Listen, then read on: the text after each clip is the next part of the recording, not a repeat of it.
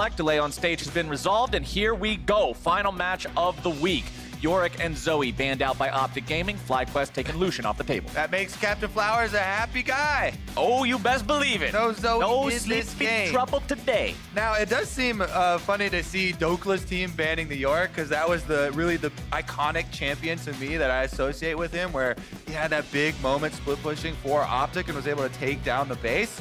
But right now, they're just trying to take away a few of those side lane options, because FlyQuest have pretty clearly stated they are going to split push to victory. They were one of the first teams to embrace this style, specifically with Viper, with his Riven, and I think that they will continue to do that. So definitely wise to try and chip away at that strategy and remove more possible pieces. Silas, the final ban here for OpTic Gaming, as FlyQuest want one more ban. Let's see what it's going to be. 2, 1, 0. Thinking about this one a while, and they will be taking out the Thresh, keeping the hooks away from Big. Interesting here. Not going to be able to have a lot of safety for long lanes as well. That could be one of the big pros of getting a Thresh on your team. The Tahm Kench is still up. Tahm Kench has been a very high priority champion for JJ specifically. For the entire LCS career that he has had, they have taken that or Ornn as number 1, number 2 biggest priorities. So I honestly do expect them to take that within the first 3 picks here before we head into another round of ban phase. Just seeing that they're already kind of focusing a bit on that bottom lane. But here we go. Rek'Sai picked up, and that is a hot early game jungler. And Meteos has, I believe, the second most Rek'Sai games in LCS history to his name. A lot of them from his Cloud9 times. Super powerful early game. She can gank very effectively from multiple angles that people don't really expect a lot of the time. You can even go behind like top lane or bottom lane from the super long walls and tunnel over.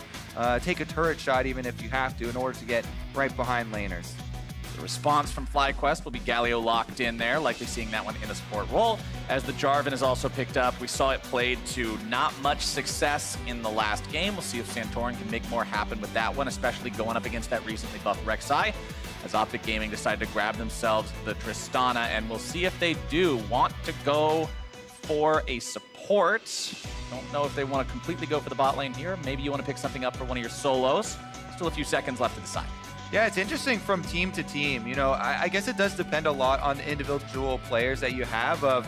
Do you have the solo laners that are equipped to play all of these flexible, super powerful solo lane champions?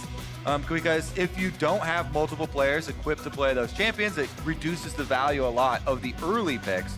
So they are going with the support. They steal away that Tahm Kench we're looking at. Tahm Kench. The bench must be getting cold these days, Kobe. Ain't nobody to warm it up with the Kench always off of there. Picked game after game after game.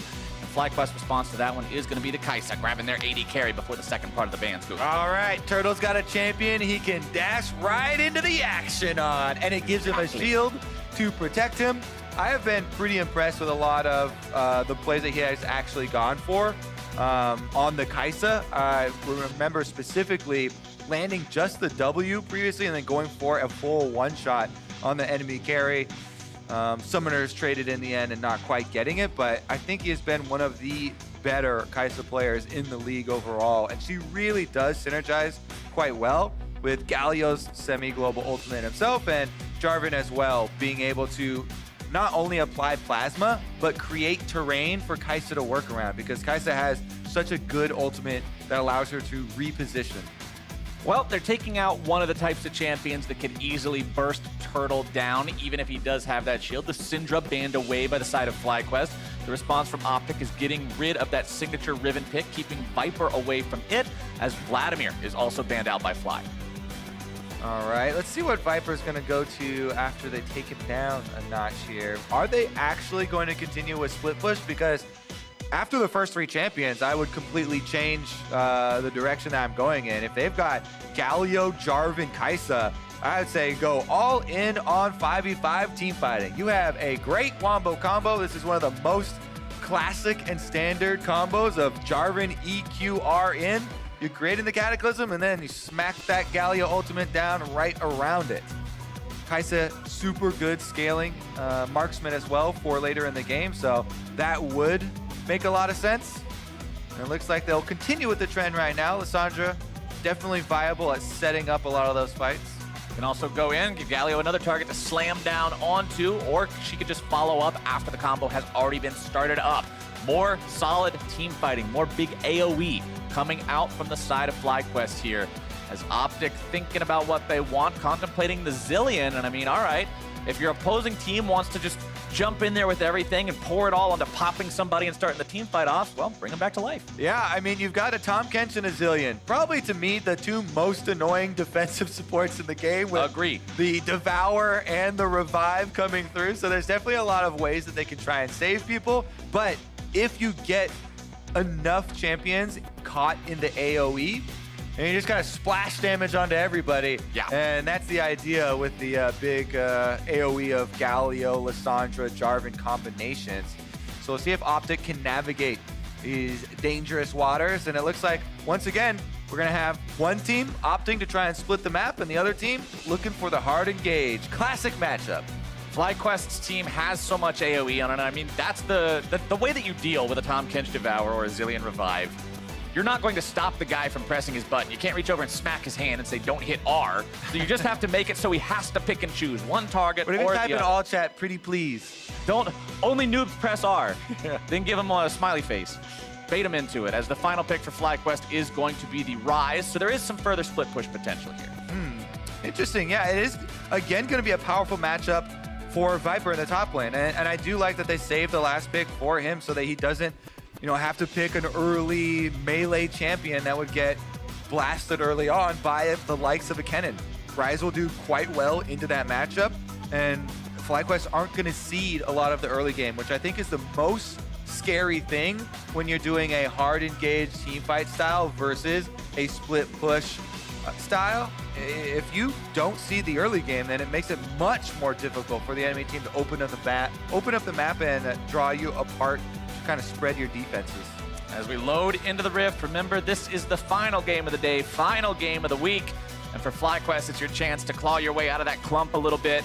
For the side of OpTic, it's your way to work your way towards the top of it a little bit harder and Grind jump away. FlyQuest, exactly. Get that bread. That's what it, God bless it. That's what it's all about.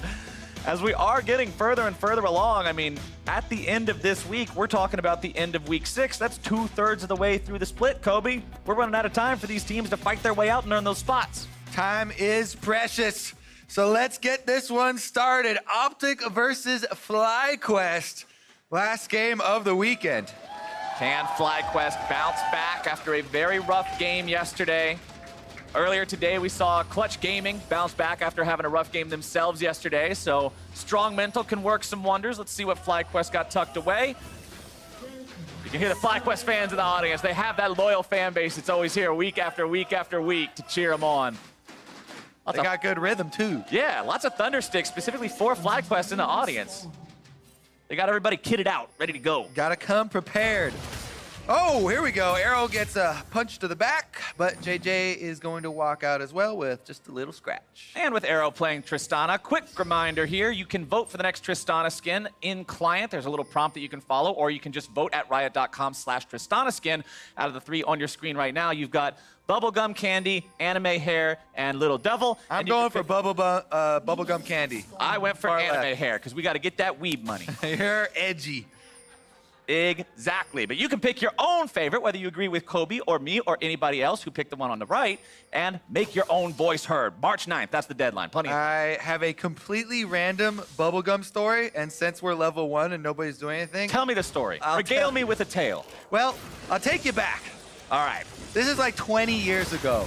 This is real old. Yeah, this is a 4-year-old Kobe, so it's even more than 20 years old. But my cousins had a gumball machine. They filled it up with paintballs. They proceeded to give me a quarter and watch as 4-year-old Kobe eat the paintball. How'd that taste, bro? End of story. How did it taste? It was terrible. It was figured. It was a red one, and I started crying after I ate it, and there was red paint dribbling down my chin, and my mom thought I was bleeding, so she came running and started freaking out. But then she found out that your cousin just played a trick on you. Yeah, so they got in big trouble. And that is the end of story time. So that's why you want Gumball Tristana, so you can relive this traumatic experience? At least I got a funny story out of it. All right, I guess that's true. You got a good tale to tell. As Crown loses a lot of his HP here in the mid lane. Pobelter getting a very advantageous trade early on. Crown at least has Corrupting to bring some health back, but that was dicey. Yeah, every time you look up and the health bars are that far apart, you got to check the Corrupting Potion charges. Pobelter is up in the extra charge here, forcing a lot of damage onto Crown. So the Zillion does have to play a little bit more defensively now. I mean, both these guys have teleport in addition to the Corrupting Potions, and I assume that they will also be picking up their rings as well. So it will be a fairly long, sustained war, but the Lissandra is getting the early shove. Pobelter's doing a good job of throwing his Q through the minions to get the shove as well as the damage. You're going to see both junglers opting for some vertical jungling this time around, starting off with the red buffs, clearing through the enemy blue side jungle as Meteos will make sure that he drops the smite to secure that one and move right back in to continue farming up the camp. Santorin in the top lane, I don't see any sort of a dive working out too well here. Dokla's still got a lot of HP, and at level 3, 3 turret shots and a couple hits from Kennen, you're dead. If you rise root into the knockup from Santorin and Pobelter comes, this could be it. Okay, with POB here, maybe it works out. We'll see. There comes your EQ combo into the roots, into the damage, and there you go, first blood. I'm happy to be wrong about that one. There you go. If you have a setup for Jarvan EQ, it makes it so much less risky. A lot of the times, it's super easy for people to flash that sucker or even dodge it. But if you can just root Dokla with a point and click, there's no flash coming through. They finish off the kill. And even though the teleport finishes for a Crown there, that is going to be a huge teleport disadvantage because he's stuck in the top lane now. Pobelter can use this to go back to mid lane. So patience here from FlyQuest on the top side. Very admirable. They get the root off into the Santorin EQ knockup. Easy first blood for them to pick up. And that is exactly what you want with your counter pick on the top side. Patience and coordination, exactly what I want to see from my early game dives. Get the Fiestas out of here. We don't have any time for that right now. FlyQuest looking clean at the beginning. One thing I also want to applaud is Dokla recognizing the fact that he is dead to rights when they commit that much for him, doesn't waste a flash, doesn't put himself into a vulnerable spot against future ganks, so still has that tool available as we move forward. And a little bit of macro here as they trade off because Crown did use his teleport topside. He just stayed there to shove the wave in so the wave wouldn't be in a bad spot for Dokla when he returned, and Dokla just slipped into the closer lane farm as mid lane had been pushed into that turret, so he doesn't get blasted as much as you would think off of that top lane play, because it could be so devastating. If you get dove with a big double stacked minion wave at your turret, not only do you die, you lose summoners, but you also lose all those minions and the experience that dies to your turret. So they try and make the best of a bad situation there on the side of OpTic and recover a little bit. Meanwhile, Meteos finished up on that invade in the jungle, left some vision behind, and slipped back over the dragon wall. Farming up his own Krugs now. Meteos maxing the Q on the rec side. This is something we heard about a little bit from Zyrene, how you see most players go for maxing the Q because it does give you the most damage. However, sometimes E-max can also be a thing if you want a greater tunnel uptime, but Meteos just wants to make sure those ganks have the most bang for their buck when he decides to go in. He hasn't really found the opportunity to make anything happen just yet. You saw him hanging around the bottom lane earlier, but considering Turtle and JJ are shoved back, as you'll naturally be against Triss when she pushes the wave with the passive on explosive shot, there's no plays to be made. Yeah, of course, the other benefit of maxing your Q is your clear speed is increased. And every second, especially in competitive matches, really does matter here for the junglers. Meteos now is able to see them with the passive here on rec side. Got some alerts as the crab's taken away, and Viper, with his newfound gold and supremacy in the top side, is able to push in the wave, go for the invade, and leave a control ward behind that spots Meteos. Looking at the inventories for both players here, Santorin having the Ruby Crystal leads me to believe he's going to be going for that Cinderhulk Jarvan that we saw previously as well. Not quite as strong on the gank department, but remember, does scale better into the mid and late game as more tank items are purchased, and you can multiply that health to become a big old beefy meatball. Also has some extra clear potential by having the AoE from the burn. As you can see, the rotation towards the bottom side coming out from Crown here, just checking the river, sweeping things out. Here we go, JJ and Turtle looking to go in, start off the 2v2. Oh, Big can be taken very low. One more auto attack's gonna do it, but Big keeps himself alive. One more shot is needed, but it will not be found. OpTic get their support out. OpTic, they burned down Big. He still had flash though, so nobody wanted to flash after him. And man, Big Yeah, he holds on to his summoner spells quite a while there.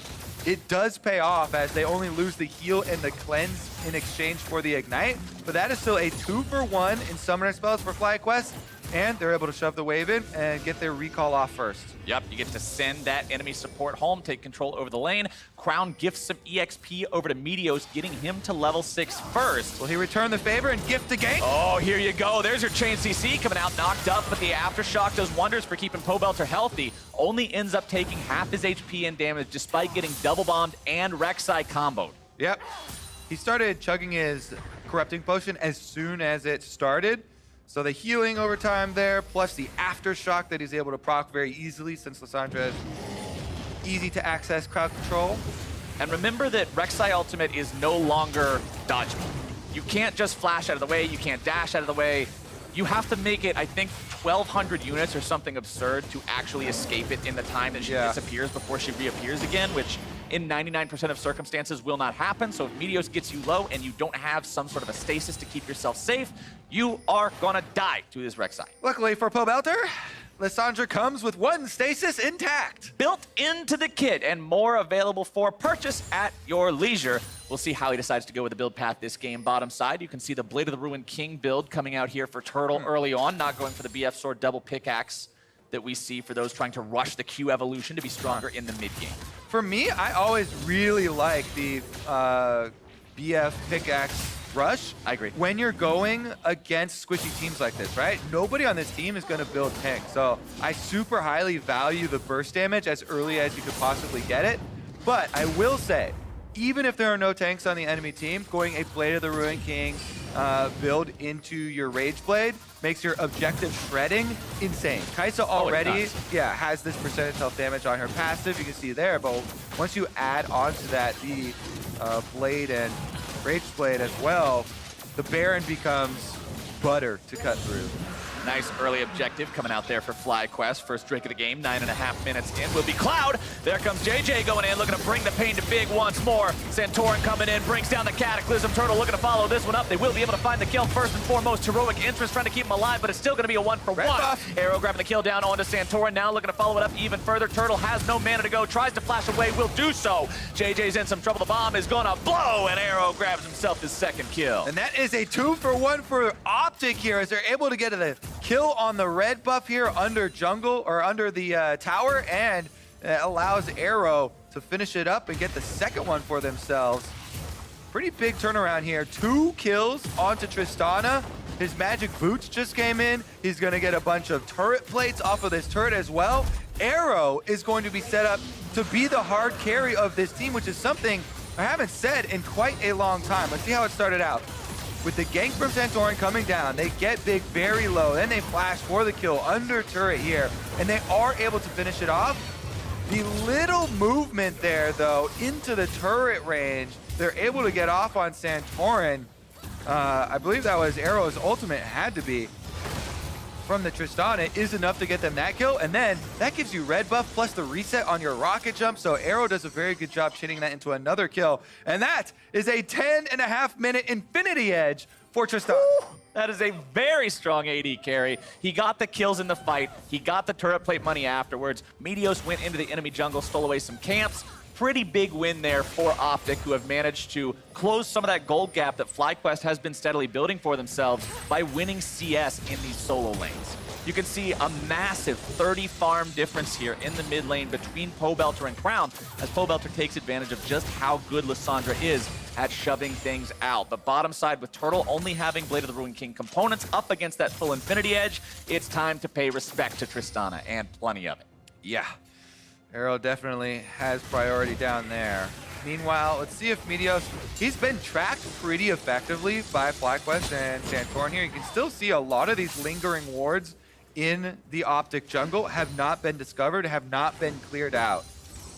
So they will be able to have pretty good information on his whereabouts.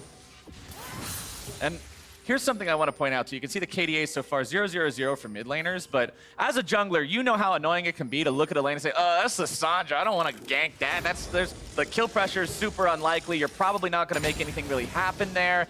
And for both of these mid laners, the jungler has to commit a lot, and the guy has to be in a really bad spot to get the kill through the res or the stasis. So everyone's pretty much avoiding that right now. Play to the other lanes. Yeah, and even though it's 0-0-0 on both sides, you could see about a 400 gold difference there that Pobelter has been able to farm up on the Lissandra. Crown did roam around a decent amount more on the Zillion, trying to be utility for the team, speed up, and make sure that their bottom lane play actually worked out for them.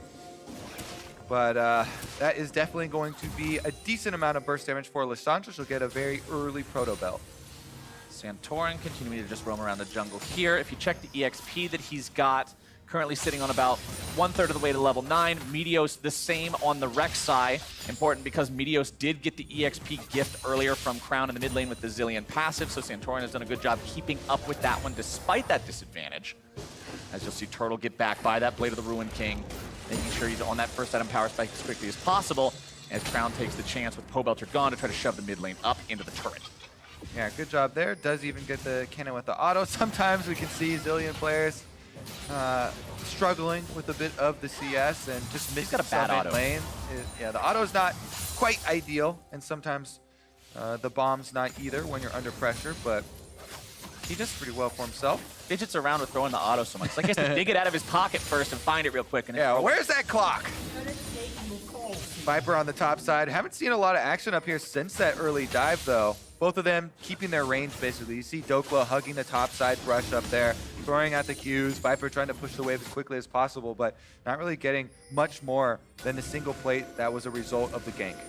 Infernal Drake spawning here in 30 seconds, and you can see both teams trying to move up, maintain control of this one. Right now it's OpTic who maintains priority over the river as FlyQuest wants to work their way into it. The blast cone is going to be detonated there to make sure FlyQuest doesn't have any easy access over the river like that. Turret plate's taken 3-2 as the plating falls 14 minutes into the game now. Infernal Drake alive in 10.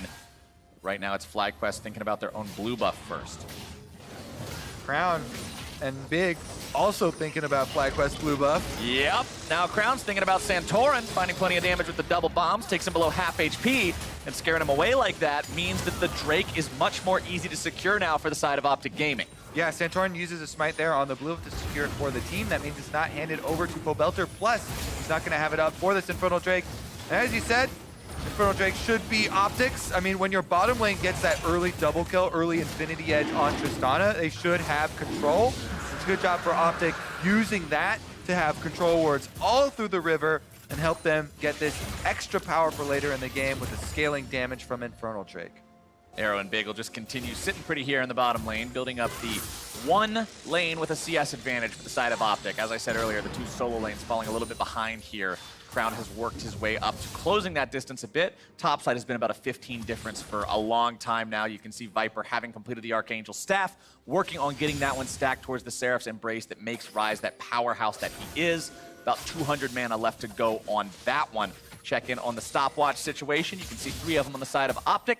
On the side of FlyQuest, looks like I'm only noticing 1 right now, but that is on Santorin's Jarvan, so keep an eye on him as he wants to go in, start these plays off, render himself immune to retaliation as he traps someone in the Cataclysm. Yeah, the other thing to remember about this Jarvan, Santorin's going the tank build, so he's going to be super useful in the team fights. As the point man to start it off, he goes in, sets up the rest of the team. Meanwhile, Rek'Sai can be very difficult to pull off later in team fights. It will be easier for Meteos since they've got a Zillion on their team, so you can go super offensive, try and dive deep for that kill, and rely on the revive.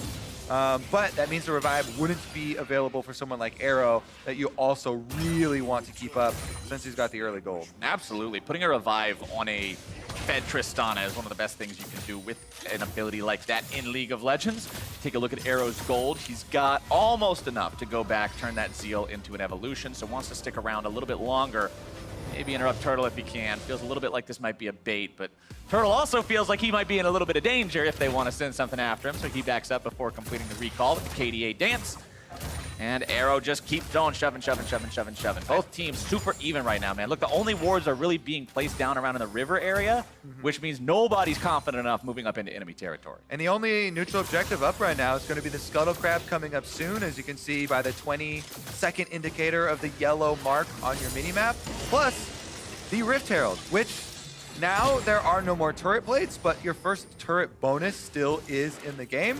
And opening up the map by taking down one of those turrets with a Rift Herald can be very big for setting up deeper jungle vision and trying to pull off your roam plays. When you've got a Lissandra and a Ryze, two solo laners that both have teleport as well as can flank super well, and a Kennen and a Zillion, two solo laners that have speed ups and also have teleports, you know, those plays can be very important. You could see OpTic moving up, clearing out vision, setting down some of their own around that Rift Herald, but they didn't want to go for it themselves. FlyQuest were pinging the pit, saying, okay, OpTic could be around here, be aware of that. Not making the move yet means Crown's just going to continue shoving up here in the mid lane. He's got enough AP now with the Rod of Ages, also having a lost chapter, that he can answer the Lissandra shove pretty well, unlike he could early on, which led to Pobelter's early CS advantages. Bottom lane tier 1 turret down to about 1/4 HP, slowly but surely shoving wave after wave after wave after wave into this thing has bought advantages for the side of OpTic Gaming. Yeah, Tristana very well equipped to finish off that turret. If they give her any breathing room, she can just pop the explosive charge on it. It's so low right now that I believe one explosive charge fully procced will take it down. They've also got Demolished on the Kenshin and invade with the jungle, so that's going to be first turret bonus over to OpTic. First turret bonus, and you get rid of the flash from the Galio, removes the possibility of the flash taunt engage, which is very scary. Having that one down for the next 5 minutes allows OpTic some more comfort in pushing up, especially with Arrow down here, making sure this wave makes its way all the way over to the turret. Meteos shows up, but Pobelter's just like, okay, sure. Doesn't really care too much about the threat of that Rek'Sai coming in, not with Aftershock, not with your ulti available. All right, are they going to chase him off the Rift Herald as well? Controller laid down. Meteos is going to start it out. Torrent just picks up his red there. Level 11 now on the Jarvan. Has the level 2 Cataclysm ready to go. Viper coming in to try to pinch these guys if they go too far. Santorin getting caught out by a bomb yet again. Gets himself away. Shelly going to be taken down to half HP. Does FlyQuest want to fight this? Wild Turtle is nowhere nearby. Still all the way down the bottom side river. Looking to work his way up in here now. Arrow's made his way into the fight first. FlyQuest still not going in, and OpTic make a good call and secure the Rift Herald for free. All right, Rift Herald picked up. Let's see if they can get another turret and chain this one. Mid turret extremely low. A charge, if they just support a charge with a champion or two, they should be able to open up that one too. 4 people now for OpTic grouping up, and with Arrow here, I think they're gonna go for it. FlyQuest gonna have Pobelter try and wave clear while they send Turtle bottom to push that instead. Oh, they've made the call to actually fight it. JJ's found himself a taunt, but it's only onto Big. Not really the guy you want to go after. Bombs flying over the wall, finding their way onto JJ's head. Meteos looking to go in further after him. The follow-up from Santorin there to protect his teammate. Meteos wants to go even further in. Pobelter trying to go into the back lines, find the damage, the lockdown onto Arrow. Meteos kept alive, tries to get himself away. Zillion LT down, keeping him alive now as well. Big getting himself out with the thick skin. Dokla tries to fall back. It's Big in trouble. Goes into stasis. I don't think he's going to walk away from this one. Turtle grabs the 3rd kill of the game for FlyQuest. Dokla pops the ultimate, trying to keep himself alive, but instead it's going to be Viper making this a 4-3 game. And FlyQuest are able to get the extra kill in the chase down here. Will that be enough for their Ocean Drake? Looks like it's going to recall for OpTic, and FlyQuest do retain control of the map. Really nice follow-up there. You can see Turtle played this game actually so patiently. That fight, he was waiting in the brush up behind Redbutt for so long before he comes down. Let's take a look at how it all starts out onto JJ, this Galio here. They rush into the brush. He's by himself. Yes, Aftershock buys him sometime. The double bomb stops him very quickly, though. With Meteos, Big, both kind of going in to try and finish off the Galio, it's all peeled. Then, Turtle strikes his moment after they all commit onto the Galio kill. He comes in on the Kaisa, fully charged attack speed buff, takes down half of Crown's HP and 90% of Big's. Santorin follows up with a re-engage.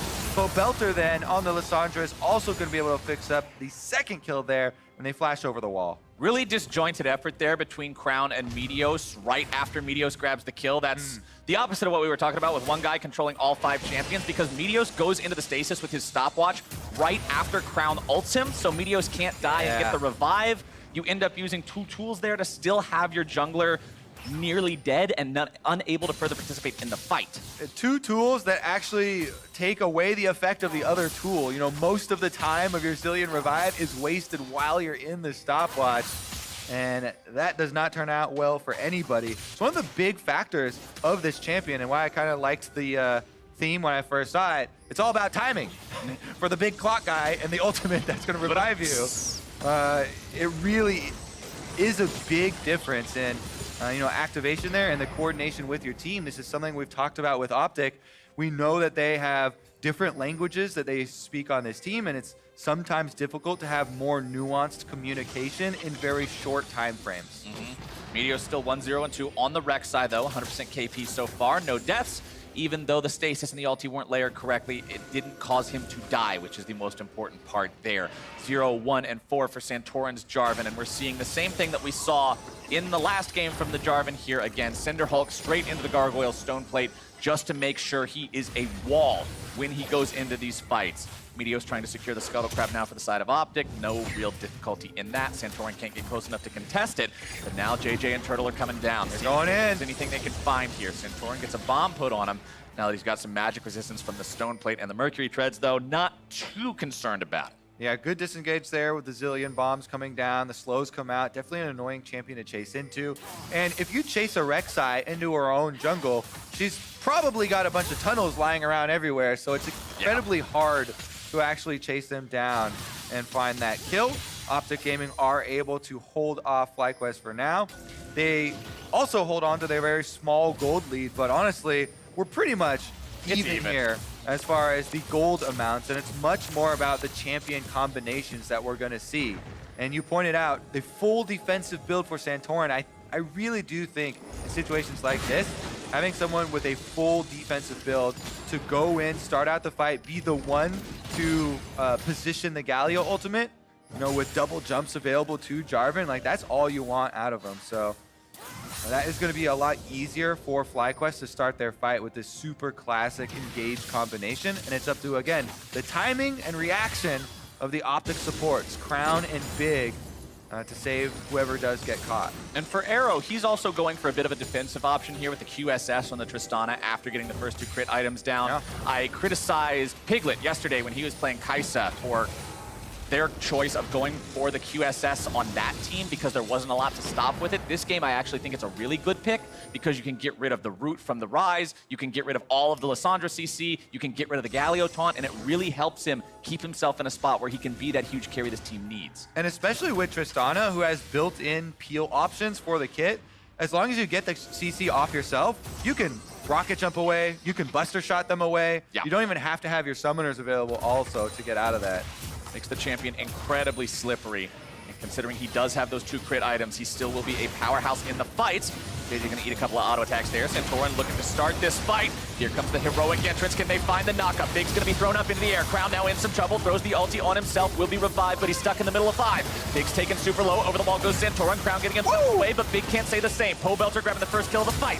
Wild Turtle has to get out. And look at the damage. Good lord, man. The bomb goes off. And Viper has to retreat. It's 1 for 1. The Zillion bomb and the Tristana explosive charge, both on Turtle's head. And it's the timed explosives there that take him down on the kill. My goodness, OpTic, they pull that one right back from a losing fight and are able to go 1 for 1. That was a scene from Suicide Squad where the guy whose power was I can climb walls thought he got away, and then the bomb goes off.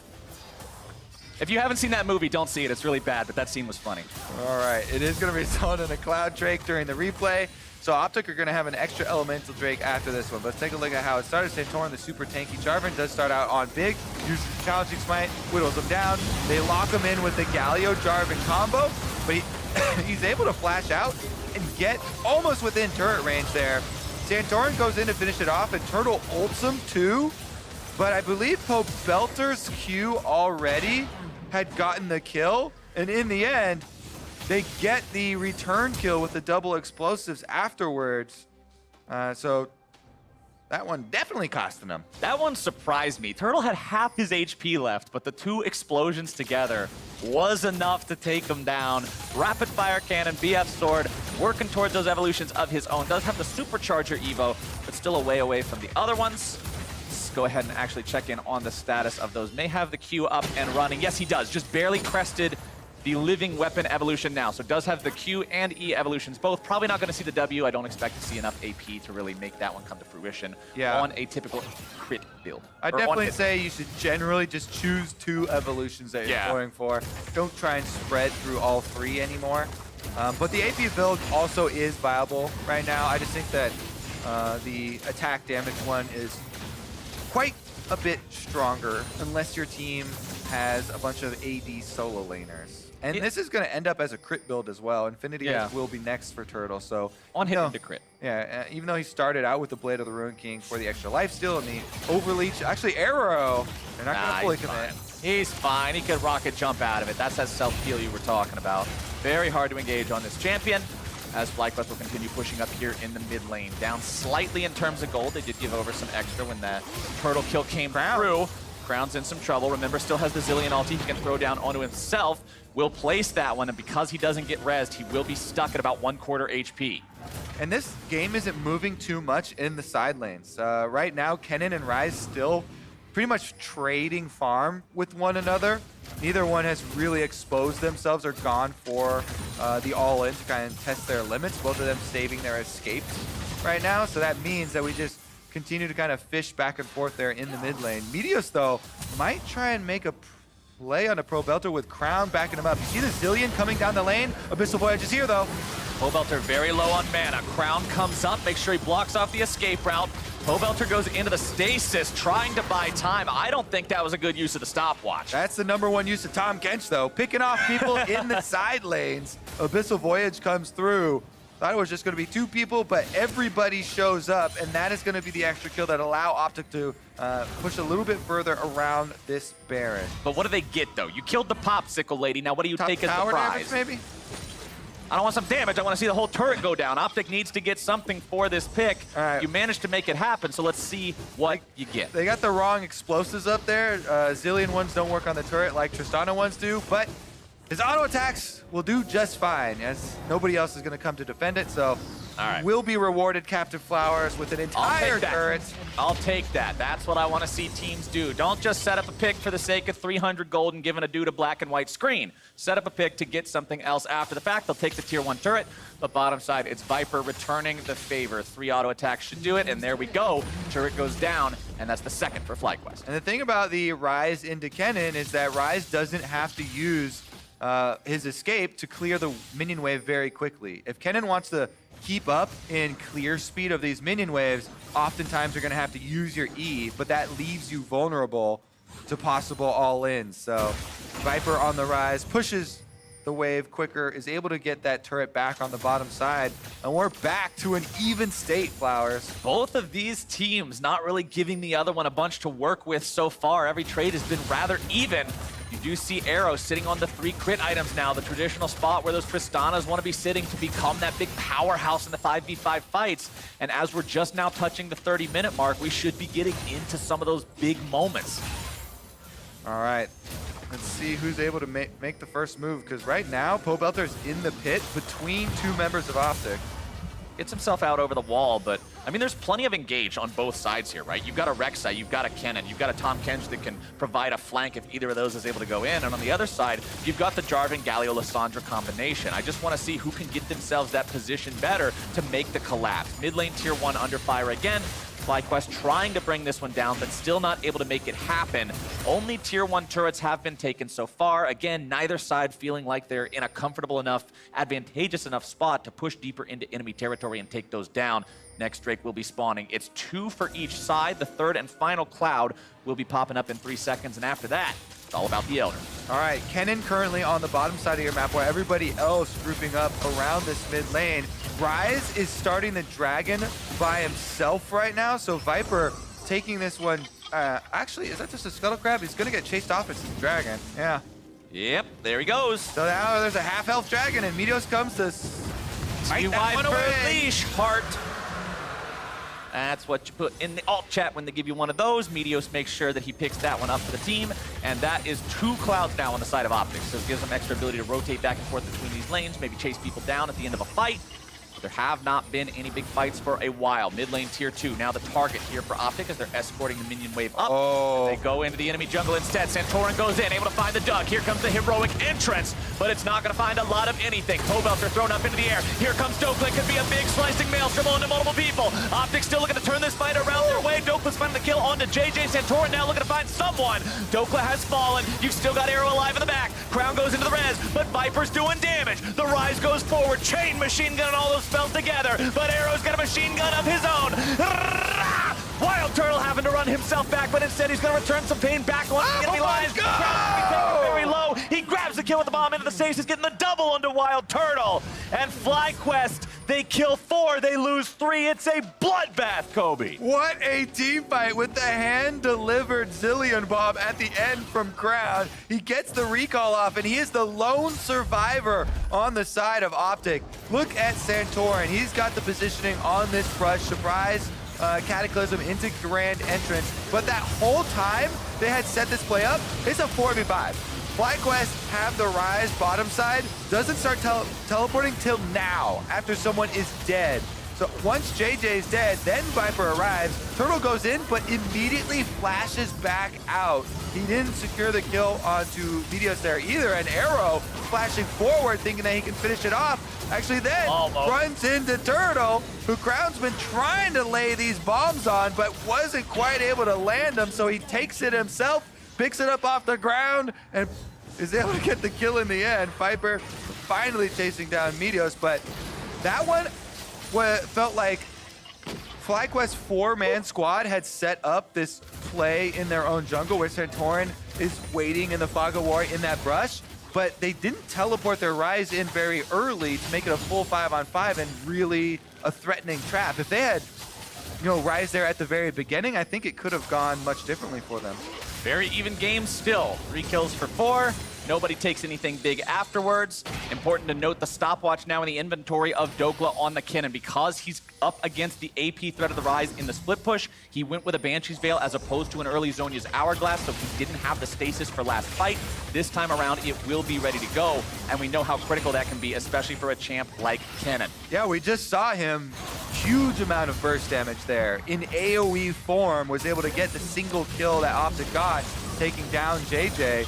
Arrow's able to get a turret for himself with the Tristana. And Arrow's attack speed is 2.5 when he turns on the rapid fire. He's got all 3 Zeal Evolution items. Well, 3 out of 4 of them. I forgot about rapid fire, or not about rapid fire, Ruined Hurricane, but that's only used on hit stuff. But still, very, very scary build coming out right now from Arrow. He's still got to turn the QSS into Mercurial Scimitar, but that is it. He's 100% crit on this Tristana. And that is not anything that you want to have free firing time onto somebody in your lines, but considering he's level 17, that means his range is almost maxed out. He's already shooting from further away than a Caitlyn. Very scary to deal with. 803 auto attack range with the rapid fire cannon buff on, 653 without it. Whew. Yep, that damage is going to be coming pretty quick. Viper, though, split pushing once again. Pings are on him. They're looking for the split pusher. Meteos has position, but Rise ultimate is down. And he is out. He gets out of there. Nice realm warp into the river to make sure they aren't able to perform that pincer attack and cut him off. Neither side still with enough control over Baron to make anything happen there. Banshee's Veil and Zhonya's make it very difficult to pin this Rise down. Banshee's Veil gonna block one of the first CCs that try and knock him out of the ultimate. And Viper is able to slip away there. Seraph's Embrace as well to provide an extra shield. If the only option is to kill him before he gets away, it's going to be pretty difficult. When you look at the value on that shield, he's getting about 655 out of it. As Arrow is putting a lot more than 655 into Santorin there. Takes off about half his HP with a few autos. Yeah, Tristana, when you get the speed boost from Zillion, able to use that max range to her advantage. And look at the big shields she can stack up as well. Definitely going to be the #1 prime target for FlyQuest. So think about all the things that FlyQuest are going to have to get through to take down this Tristana. There's a Tom Kench that's constantly shadowing him for the Devour. He has a QSS himself, a Zillion ultimate, a Phantom Dancer shield that will pop up regardless of damage type when you're trying to burst him down as well, and also has his own Buster Shot and the Rocket Jump. So it's going to be a difficult target. And that's why you might have to switch targets look for somebody with the AoE and splash damage that you get. Arrow finding the auto attack onto Wild Turtle there. Wild Turtle also a very large threat on his own. Has an 800 bounty on his head right now. Currently sitting on 5.5 items. Working on that last Zeal evolution, that'll bring him up to 75% crit chance on this Kaisa. So while we're talking about the firepower of OpTic Gaming, FlyQuest aren't exactly playing with water pistols themselves. Very scary threats from both sides. Super Soaker 2,000! 2,000, probably even more, 20,000. That's a very strong Kaisa that can just shoot out so much damage. We saw it in the last big team fight that occurred near that red buff. And this is one of those types of games that there's so much downtime between every fight. All right. Any fight no could more turn at it. downtime, Flowers. But Get here out we of go. your seat. Elder Dragon is going down. Here we go. Elder Drake's going to be the fight that could determine the game here yet again. Centurion going to be knocked away by Buster Shot. JJ looking to find the taunt on to multiple members now. Meteos over the wall with the tunnel. It's Centurion going in, but Arrow still got the firing time. Big's going to be healed up. That's the only person that got any damage put onto him. Dokla sitting in the pit, just saving the flash until he absolutely has to use it to get away. OpTic grab a 3 elemental buff Elder and get away with nobody dead. Yeah, FlyQuest are only happy they were able to get that flash out. Belter, though, takes a lot of damage. POB's in a lot of trouble here. Redemption comes down to keep him safe from the burn. It would have ticked away and killed him otherwise. But now FlyQuest, they have their mid laner injured. He doesn't have his TP ready to go. Their top laner is pushing the bottom side up, working on the tier 2, but this should be the green light for OpTic to go for Baron. Meteos already in the pit. Crown's going to be running interference off to the side, trying to throw up those bombs. Santorin could come up huge right now if he steals this away. It's up to OpTic Gaming to prevent that from ever possibly becoming a reality. Remember, Dokla has no flash. He cannot flash over the Krug wall to try to stop this. FlyQuest still trying to 4v5 stop the Baron take, and they'll do it. OpTic back away from the Baron. They see him right now, chasing Dokla out. Belter going down, Belter has to go into the stasis. 2 bombs are immediately going to find him. He goes into the ulti to buy a little bit of extra time. Keeps himself alive for now. Over the wall he goes with the claw. Dokla looking to find the CC into the damage. The turret goes down in the mid lane, but it's not enough. They're still trying to push up. It's FlyQuest going for objectives in their enemy's base, but OpTic now have to get back and try to answer. Turtle and Viper have made the push happen, looking for even more. Now they've got to get themselves away. You shove the wave up, you dip out before your opponent can punish. Turtle gonna ditch Viper there for a second, but nobody's around to pick him up, so he's gonna get out anyway. Man, Belter just bought so much time with the Zhonyas, the self-ultimate, the flash into claw over the wall, and even got some OpTic flashes chasing over after him.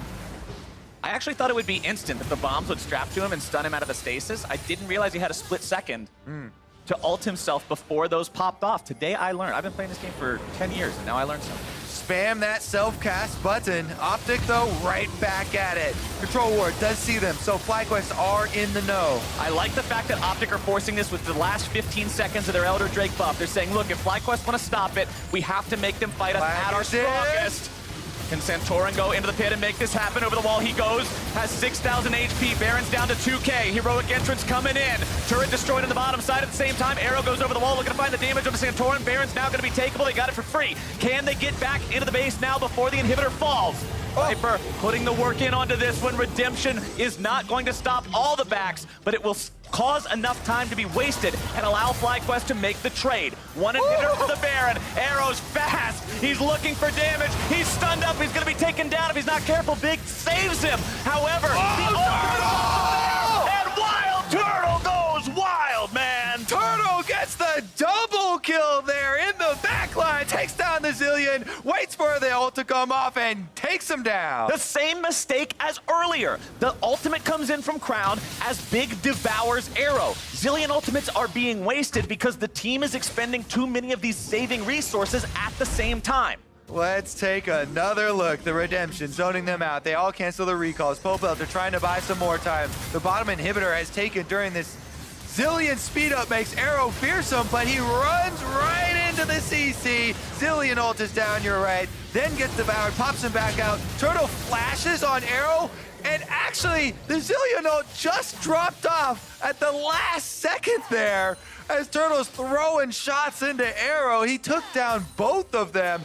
And this one, it could go either way, Flowers. Even with the Baron finally getting picked up by OpTic, FlyQuest got the inhibitor for it, and they also got the extra kills. This game is just blow for blow, back and forth every single time. Nobody gets away with anything. The Elder has dissipated. However, Because OpTic got the first one, that means the prospect of them getting the second is absolutely terrifying for the side of FlyQuest. You cannot afford to give away this buff yet again. 90 seconds from now, you're going to see that one spawning, and you can see JJ's down in the pit right now making sure they've got control. Yeah, I would be very worried about the Tahm Kench ultimates right now for FlyQuest. If they are split pushing like this, you have to be super careful, trying to control your side waves, and make use of that super minion pressure.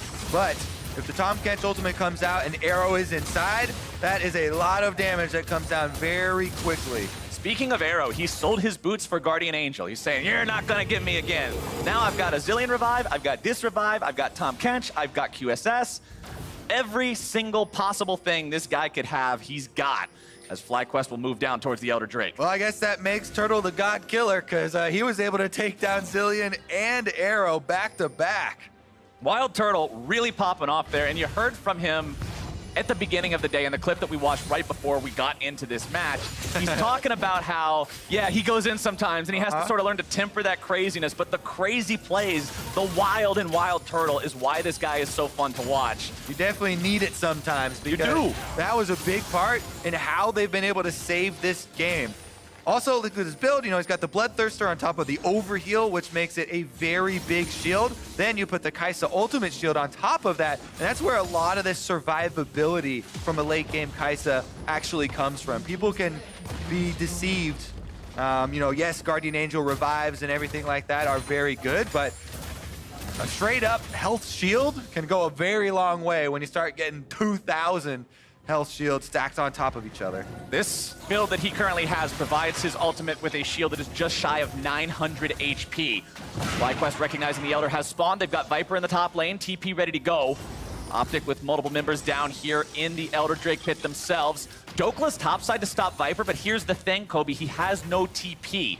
If this fight actually starts off, OpTic are 4 versus 5. Meteos looks to begin right now as Arrow will be able to burn this thing down incredibly quickly. Dokla has made his way over to the fight already. He's recognizing the fact that the team is starting things up. He cannot afford to not be here. He will leave the top lane of the base vulnerable to Viper's split push, but OpTic has committed to the Elder Drake. Remember, they've got to keep Santorin away. They cannot afford to lose this. You grab it, it's going to be an absolutely huge buff. Santorin still looking to make something happen. Here comes Slicing Maelstrom, and Turtle is down! FlyQuest have already won the fight. They'll take the Elder Drake too, but how much will they lose for it? Viper's made his way into the base now. Santorin trying to get out. He's going to be taken very low. TP coming in. Crown's made his way back to the base now to try to stop this. Viper has taken down one Nexus turret. He will not be able to find the second, and the rest of FlyQuest now has to try to do anything except for the fact that they're dead. It's the rest of OpTic pushing up into the enemy base. Viper stands alone, and he stands in the enemy base to try to do it. He only has one chance. That chance is to go for the base race,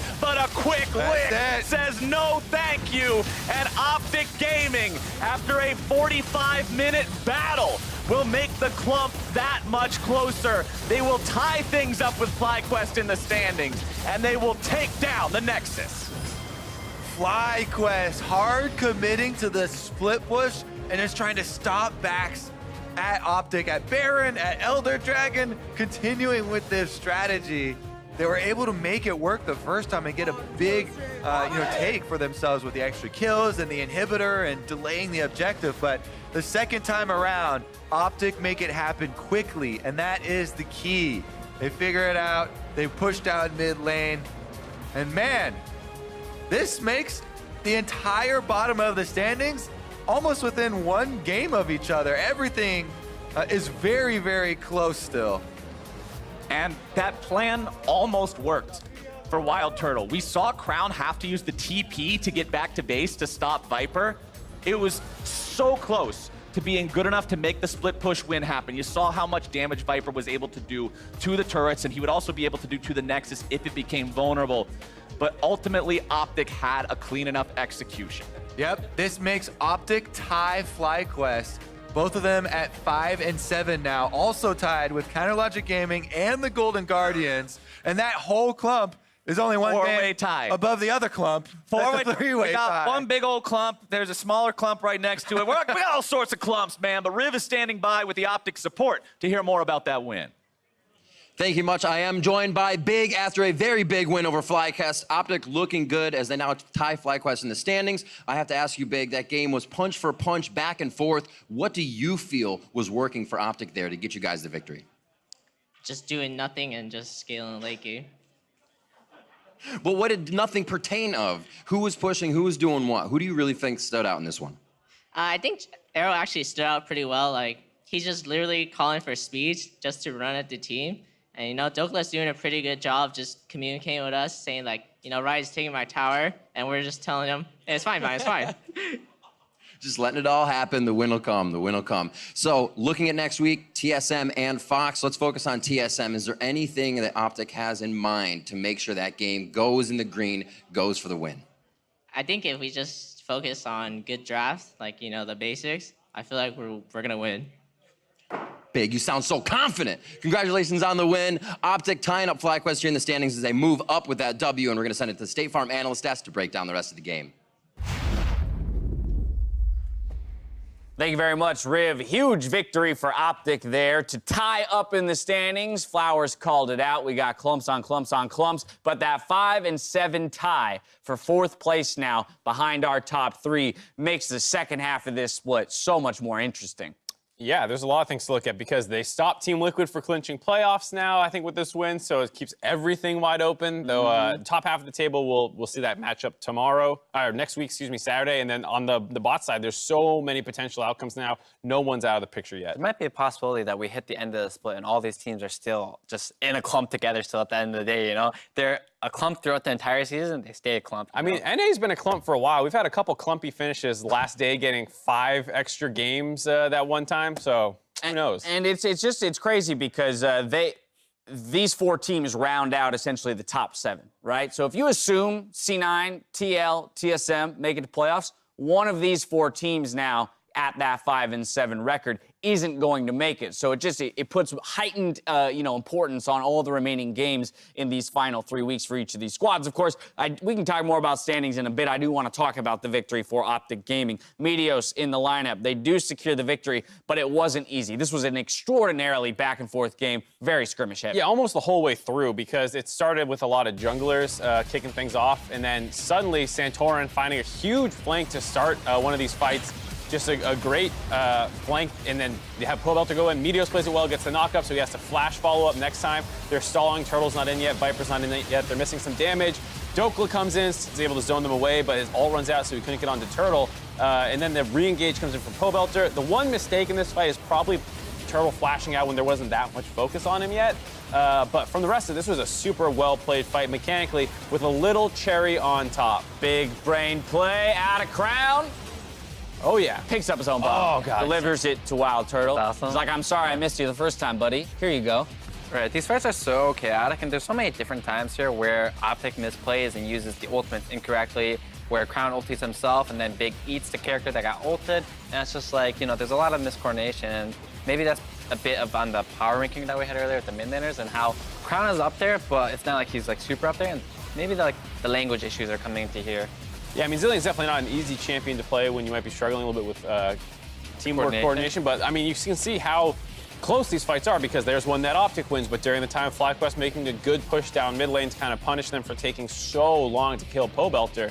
And it was just a super long, drawn-out game. Right, good heads-up play by Pobelter to extend it in that moment, buy his team the time and space to pick up an objective on the map. But again, OpTic backs with that Elder, they're going to reset. And of course, we're moving into more and more skirmishes. Ultimately, OpTic coming out on top at the end of the game. You know, I don't know if I really like all these rises that are like super strong, but just consistently in the side lane. Like, if you're gonna do that, why not just buy a Lich Bane at that point if you're never planning on fighting? Like, I'm pretty sure this rise has 6 items and somewhere around 700 ability power. He is strong. And we consistently see in all these games where these rises have 6 items and all they want to do is just try and kill the next, which is, you know, the goal of the game. But aren't there other characters that kill towers faster than Ryze if you're only going to stay in the side lane and never fight?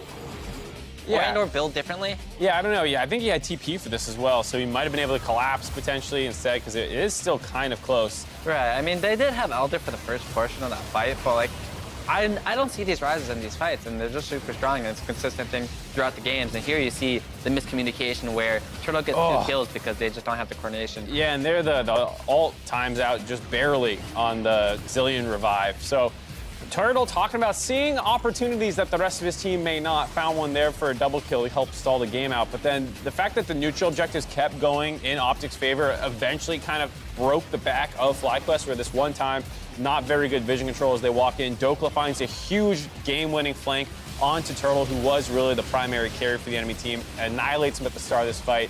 And even though Viper's trying to make some tricky stuff happen here, with the potential backdoor on the base. Exactly what you're talking about there, High. While the game-ending team fight is going on, Viper's on the flip side of the map, trying his best to end it. Maybe if he had a Lich Bane, he would have eaten through those turrets a bit I don't know if faster. that's a good build on Rise. I personally would. I haven't ever built Lich Bane on Rise, but if you're just gonna hit towers 24/7 and don't want to fight, maybe it could be good. Because does Kennen beat you? It very well might if be. you build. Has AP, does more damage to turrets. There are worse things you could build, that's for sure. Right. You can build AD.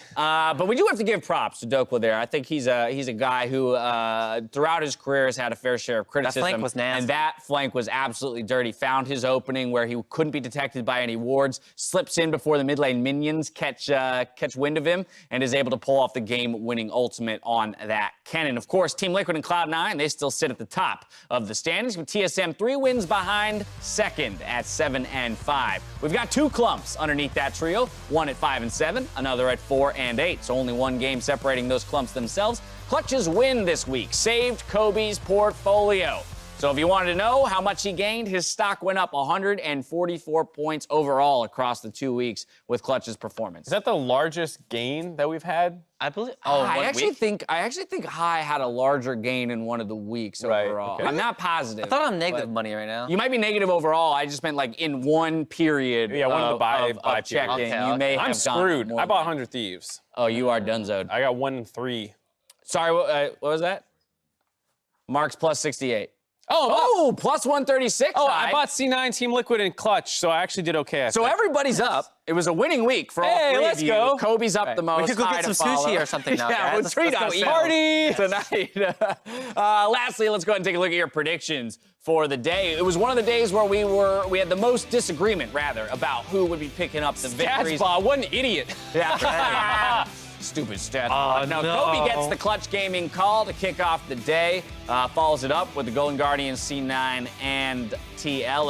Of course, that third game of the day was where High had to relinquish his phone and social media rights over to Mark Z. I'm gonna blame TSM on that one. They had that in the should've won. bag, and then their fault. someone threw the ball and made me lose my bet, and now I'm depressed. We got to take full advantage of that before the day's fully over, Mark. So 5 tweets in. after Come on. this and before story meeting, we'll have to make sure we get 1 or 2 more tweets in to make All full right. advantage of I've been. Everyone's been coming up to me and they're like, "Hey, tweet JoJo's the best anime. Tweet this thing. Tweet all this garbage." And I'm like, "You guys didn't risk you your put phone on the line, huh? Yeah, I had to risk my phone to get access to his. If you didn't risk anything, Right. you can't gain Can't reap the anything. rewards. Yeah, you know? exactly. Well, exactly. you No, have I'm the a- power right now. I'm 100% with you on that. I'm just thinking you should take advantage of the Yeah, reward a little yeah. bit more before we close out the I day. might disagree with that personally, but you know. I hear that. I think we're in such an interesting position right now in the in the LCS. Just given that we do have a top 3 that seems so separate from the rest of the league, so cemented as a top 3.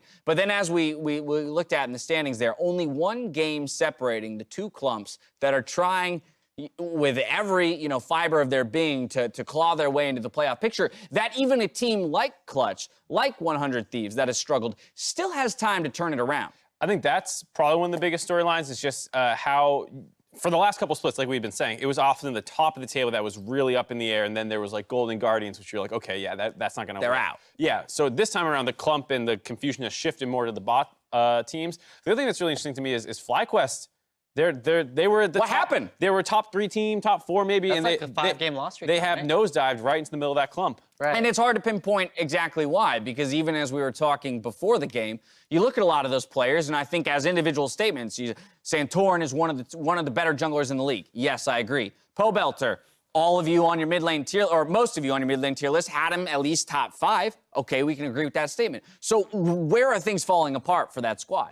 Right. Well, earlier in the season, they were winning a lot of team fights, right? They had very strong team fighting comps, and that they were just taking fights and winning. You see them taking fights now, and they're losing. So they need to figure out why they're losing these team fights, and if they want to keep focusing on building team fight comps, and or trying a new strategy here. Today, you saw that Viper was just split pushing on Rise, and that wasn't really what they were doing when they're getting their wins. Right. And maybe they should go back to try and do more team fighting comps and just go for that. That, and as much as I hope this isn't true, the big criticism of this team, even when they were doing well, was ceiling. And it was the question of when other teams start catching up, can you keep pushing ahead? And I hope that's not the case, but it could be. That's a good point. They still got 3 weeks left to go in the season to make their run to secure a playoff spot. There were narrow escapes and lots of clutch snipes today, but only one play conquered Twitter enough to be deemed our LCS biggest play. The tweets kept coming in for Cloud9's comeback, but the sound guy 16 said it best. This game is an instant classic. More damage flying out. Here comes a pop! I'm 1 HP. Are they flash? Oh, They're not sneaky. sneaky. I'm gonna die. Holy shit. Eagle shot. Hey, sorry. Sorry. I'm dead. Okay. There's 1 HP. Who's that? Yeah. I'm one. Look at A-Sharks. Look at A-Sharks. I have out here. I have out for A-Sharks. Bear's dead. Nico's dead. Broken Blade falls. Cloud9, is this your counterattack? Zed will go down. Shut down Kunonaneski. And that is 4-4-1. Hit. I killed myself. Hit. Just hit. Go. Hit. Yes. Let's go. Cloud9 feels like the team that has ended or won games in that kind of situation more than any other team in the LCS, where they may fall into a deficit in the early portions of the game, and then some point in the mid to late, they find that one team fight that completely reverses kind of the tides. All I heard was, I'm 1 HP. I'm 1 HP. Like He's 10 1 times. HP. And then they would go, oh, snap, I'm dead to a Varus ultimate or a Q or something Right, like it's really that. funny because you're looking at that replay of the clips, and it's just them getting destroyed by 1 CC and then just getting shot from 10 miles away. Oh, I'm dead. Oh, I'm dead. And then they're winning now, and they're just like, wait, what happened? So Yeah. It's kind of baffling. I don't know how it comes together, but it does for that squad.